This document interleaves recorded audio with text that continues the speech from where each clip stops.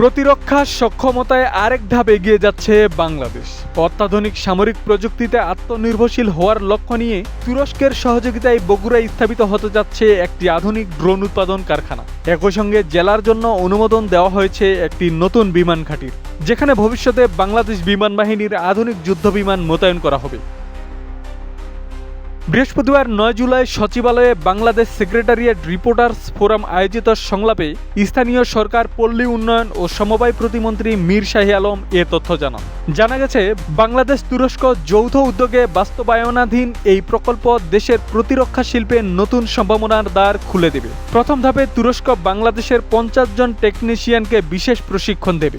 পাশাপাশি বিশ্বের বহুল আলোচিত বাইরাক্তার TB2 ড্রোনের বিভিন্ন গুরুত্বপূর্ণ কম্পোনেন্ট বাংলাদেশে উৎপাদনের জন্য প্রয়োজনীয় প্রযুক্তিগত সহায়তা দেওয়া হবে।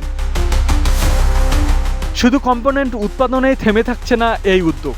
পরবর্তী ধাপে প্রযুক্তি হস্তান্তরের মাধ্যমে বাংলাদেশেই যৌথভাবে MALE শ্রেণীর অত্যাধুনিক সামরিক ড্রোন উৎপাদনের পরিকল্পনা রয়েছে। অর্থাৎ ভবিষ্যতে দেশের মাটিতেই তৈরি হতে পারে দীর্ঘপাল্লার নজরদারি ও যুদ্ধ সক্ষম ড্রোন। বিশ্লেষকদের মতে, এই প্রকল্প বাস্তবায়িত হলে বাংলাদেশের প্রতিরক্ষা শিল্পের শুরু হবে নতুন এক অধ্যায়। স্থানীয় উৎপাদন সক্ষমতা বৃদ্ধি, দক্ষ প্রযুক্তিবিদ তৈরি, কর্মসংস্থানের উদ্যোগ সৃষ্টি এবং আধুনিক সামরিক প্রযুক্তিতে আত্মনির্ভরশীল হওয়ার পথে এটি হতে পারে একটি ঐতিহাসিক মাইলফলক। প্রতিরক্ষা খাতে দেশের সক্ষমতা বৃদ্ধির পাশাপাশি আন্তর্জাতিক অঙ্গনেও বাংলাদেশের প্রযুক্তিগত অবস্থান আরও শক্তিশালী হবে বলে মনে করছেন সংশ্লিষ্টরা। আব্দুস সালাম, প্রজন্ম ২৪।